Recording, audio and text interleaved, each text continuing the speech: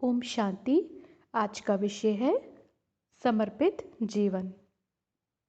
बाबा जब समर्पण की व्याख्या करते हैं तो वो गहरी होती जाती है, सूक्ष्म होती जाती है। बाबा कहते कि बच्चे देह के साथ साथ सर्व संबंधों से मन, बुद्धि, संस्कार, दृष्टि, वृत्ति, हर श्वास, हर संकल्प से समर्पित बनो। ये है संपूर्ण समर्पण। तो आज का जो विषय है उसमें हम सेंटर पर जो भाई बहन समर्पित होते हैं उस संदर्भ में कुछ चिंतन करेंगे। सेंटर वो कोई भी स्थान जिसका मूल, जिसका आधार, जिसकी जड़, जिसकी रूट श्रीमत है, वो सेंटर है। भले ही वो बहुत छोटा हो, भले ही उसमें बहुत ब्यूटीफुल आर्किटेक्चर ना हो, फैसिलिटी ना हो, लेकिन सेंटर की सफलता और उसका महत्व किस बात से है कि वो परमात्मा की श्रीमत के आधार से कितना परसेंटेज में चलता है, इसी से उसका महत्व है। रिज़ल्ट जब बाबा चेक करते हैं ना हर सेंटर की, तो कुछ बातों पर बाबा ध्यान देते हैं। तो अभी कुछ दिन पहले बाबा ने कहा था VIP, VVIP, very very important person. तो सेंटर पर समर्पित होने वाले भाई बहन VIP हैं, वेरी वेरी इम्पॉर्टेंट पर्सन हैं। क्यों? क्योंकि वैसे तो सभी बच्चे हैं बाबा के, लेकिन वो क्यों हैं विशेष? क्योंकि वो भगवान के बाप दादा के रिप्रेजेंटेटिव हैं। अब ये जो टर्म है रिप्रेजेंटेटिव, ये कोई साधारण टर्म नहीं है, ये बहुत बड़ी बात है, ये बहुत बड़ी पोजीशन है जो बाबा ने समर्पित भाई बहनों को दी है, सीट दी है, बहुत बड़ी सीट दी है, निमित्त बनाया है। तो सेंटर पर समर्पित होना बहुत बड़े भाग्य की निशानी है। भाग्य कैसे बनता है? त्याग से। तो त्याग से प्राप्त हुए भाग्य की निशानी है। और जैसे हम देखते हैं कि संसार में प्रलोभनों की कमी नहीं है, आकर्षण की कमी नहीं है, तो उन सब के बावजूद भी जो आत्माएं समर्पित जीवन का चुनाव करती हैं, निश्चित तौर पर वो हिम्मतवान हैं, क्योंकि बहुत हिम्मत चाहिए होती है। दूर दूर से तो आसानी से कह सकते हैं ना कि ये चीज़ बहुत अच्छी लग रही है, ये कार्य बहुत अच्छा है, ये स्थान बहुत अच्छा है, लेकिन स्वयं वहाँ जाकर समर्पित होकर उस स्वरूप में ढलकर ईश्वरीय सेवाओं को करना, शरीर सहित समर्पित होना, ये बहुत हिम्मत की बात है। तो ऐसी आत्माएं निश्चित रूप से शक्तिशाली हैं, हिम्मतवान हैं, पवित्रता के बल से भरपूर हैं और त्याग से प्राप्त हुई भाग्य की भी धनी हैं। तो ये तो हुई पक्की बात। लेकिन जैसे बाबा के तो सभी बच्चे हैं और बाबा के वर्षे पर सभी बच्चों का बराबर का अधिकार है। अब ऐसे थोड़ा ना कि सब मधुबन में आ जाएंगे, मधुबन की अपनी महिमा है, वो तो और भी ज़्यादा है, बाबा कितना मुरलियों में बताते हैं। लेकिन बाबा की विजयमाला में आने वाले दानी जो है वो तो पूरे भारत में फैले हुए हैं। सारे, ऐसा ड्रामा नहीं है ना कि सारे मधुबन में आ जाएंगे। क्यों? क्योंकि हर आत्मा एक्टर आत्मा है और हर किसी का जो पार्ट है वो अलग अलग है। बाबा को सबसे काम लेना है। तो ये एक छुपी हुई बात है कि बाबा को किससे क्या काम लेना है, कैसे लेना है, तो ये समय आने पर भी ओपन होता है। तो जो सेंटर पर रहने वाले भाई बहन हैं वो कौन है? VVIP, रिप्रेजेंटेटिव भगवान के, परमात्मा के। तो उनकी जो जिम्मेवारी है वो निश्चित रूप से ज़्यादा होती है, बहुत ज़्यादा होती है प्रवृत्ति में रहने वालों की तुलना में, और उनकी जवाबदेही भी ज़्यादा होती है कंपैरेटिवली। तो इसी वजह से, क्योंकि उनकी जवाबदेही ज़्यादा है, वो निमित्त बनते हैं ना, भगवान उनको निमित्त बनाते हैं। तो फिर जैसे प्रवृत्ति में रहने वाले छोटे मोटे पाप करें या सेंटर पर रहने वाले छोटे मोटे पाप करें, तो जो सेंटर पर रहने वाले भाई बहन हैं उनका जो पाप है, एक ही कर्म दोनों लोग करेंगे, अलग अलग जगह पे रहने वाले, लेकिन सेंटर पे रहने वाले का जो पाप है वो ज़्यादा इंटेंसिफाइड हो जाएगा।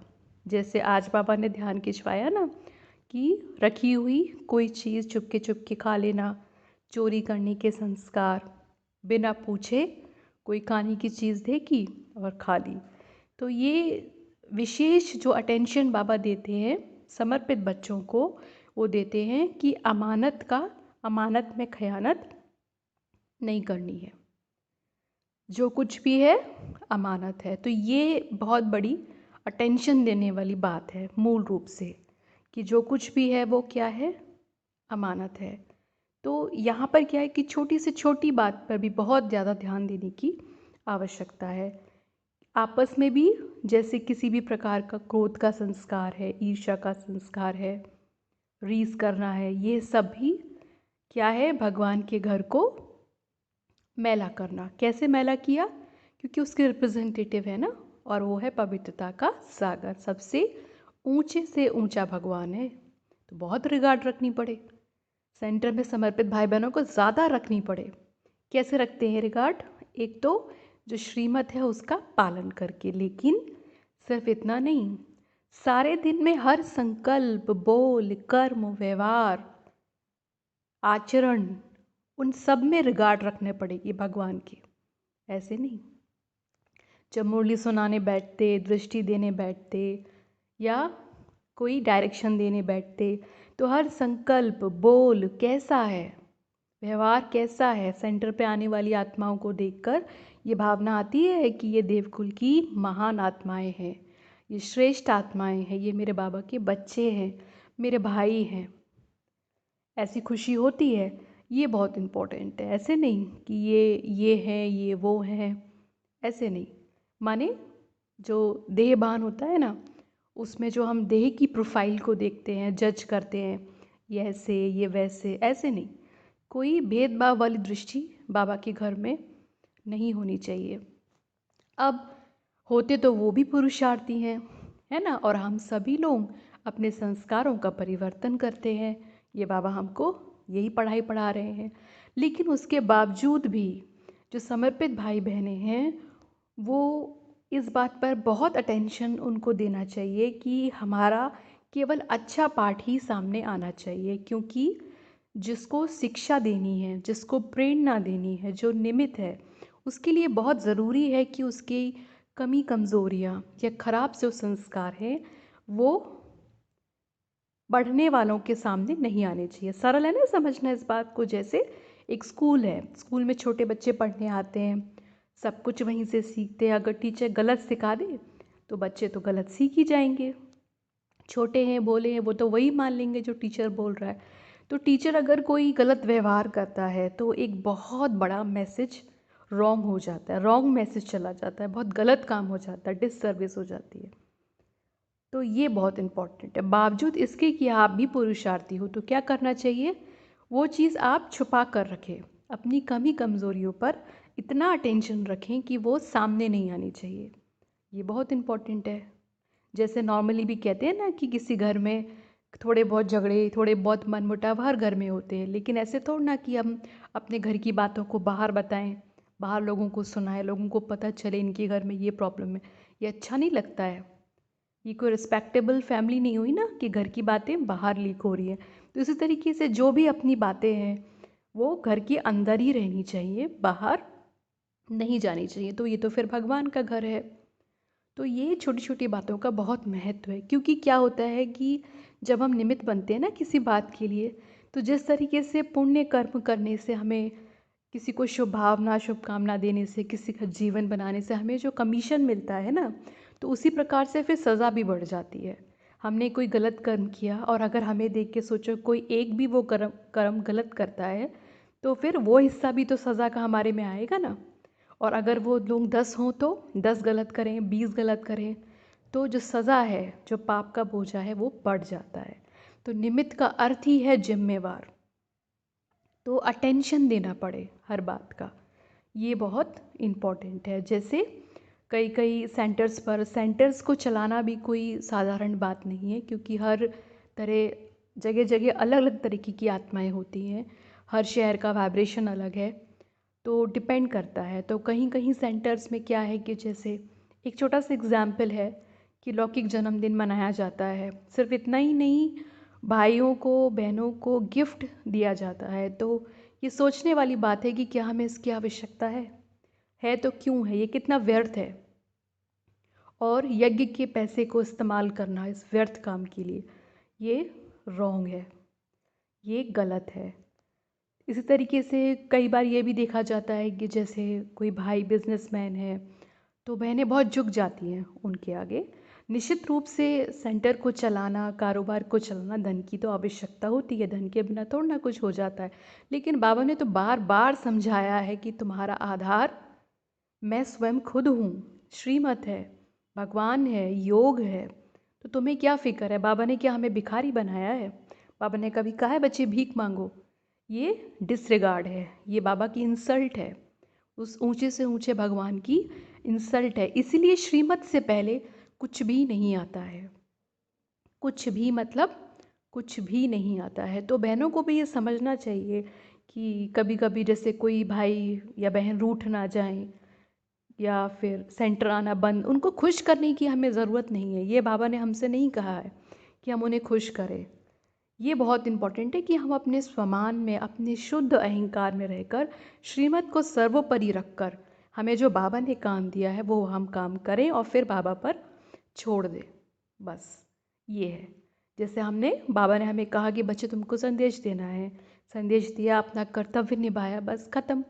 कर्तव्य निभाना और फिर उस कर्तव्य के फल को खुद बाबा को दे देना, ये बहुत इम्पोर्टेंट है। तो ये समझना है कि हमारा आधार अविनाशी है, परमात्मा है। तो हमें खूब सेवा भी करनी है, योग भी लगाना है, तो स्वतः ही आएंगी ना आत्माएं, तो वो तो स्वतः ही आएंगी। तो ये हमें बहुत ध्यान रखना है। ऐसी कई बातें होती हैं। तो ये बहुत इम्पोर्टेंट है कि जो बाहर रहने वाले हैं ना, वो तो रहते ही गंदगी में हैं। तो बाबा कहते हैं बच्चे तुम्हें घर गृहस्थ में रहते कमल पुष्प समान न्यारा और प्यारा रहना है, लेकिन सेंटर पर रहने वाले भाई बहन सर्वश्रेष्ठ वायुमंडल में रहते हैं। तो ये बहुत इम्पॉर्टेंट है कि वो, क्योंकि निमित्त हैं, रिप्रेजेंटेटिव हैं, तो उन्हें बहुत अटेंशन देना चाहिए अपने हर संकल्प, बोल, कर्म पर, व्यवहार पर, आचरण पर। ये बहुत ज़्यादा इम्पॉर्टेंट है क्योंकि उन्हें देखते हैं लोग, उन्हें ऑब्जर्व करते हैं। तो हमारा व्यवहार ऐसा ना हो कि कोई कहे कि कौन है इनकी परवरिश करने वाले, इनके माता पिता आखिर कौन है। तो बाप का डिसरिगार्ड होगा ना, बाप की डिससर्विस हो जाएगी। तो ये इससे बड़ा फिर और क्या पाप हो सकता है। तो ये तो सरल है, हम कर सकते हैं, बस हमको अटेंशन देना चाहिए। तो बहुत सारी बातें, जैसे सबसे बड़ी बात होती है पवित्रता की, कि पवित्रता में थोड़ी भी अगर गिरावट आती है तो ये बहुत बड़ा पाप है। सेंटर पर ये भगवान के घर को गंदा करना है। तभी बाबा कहते हैं ना कि तुम्हारी सभा में कभी कोई पतित नहीं बैठ सकता। बाबा क्यों कहते हैं? क्योंकि जो बाबा है वो पवित्रता का सागर है, तो उसकी रिस्पेक्ट करनी पड़े ना। लेकिन ऐसा नहीं कि तुमको पर्सनल गाइडेंस की ज़रूरत है तो बाबा कहते हैं तुम अलग से जाके पूछो, वो कोई बात नहीं, क्योंकि सुधार तो करना है ना। तो ये बात होती है। तो इसी तरह से अगर कोई भी भाई है, बहन है, माने कुमार है, कुमारी है, अगर ऐसी कोई भी बात होती है तो अपने बड़ों को बताना चाहिए। लेकिन इस तरीके का कोई भी, जैसे कोई आकर्षण है, कुछ भी है, तो ये बहुत ख़राब चीज़ है, सेंटर के लिए बहुत ख़राब है। तो समझना चाहिए कि हमें अपने बाप का रिगार्ड रखना है। हमें कोई भी प्रॉब्लम है, कोई भी समस्या है, तो हम अपने बड़ों को बताएं। और स्वयं बड़ी बहन होती ही इसलिए है सेंटर पर कि वो सबको समझ दे सके कि क्या सही है, क्या गलत है, क्या करना चाहिए और क्या नहीं करना चाहिए। तो इन बातों पर हम ध्यान दें, अपने को चेक करें कि हम कितने अवेयर हैं अपने हर संकल्प, बोल और कर्म को लेकर।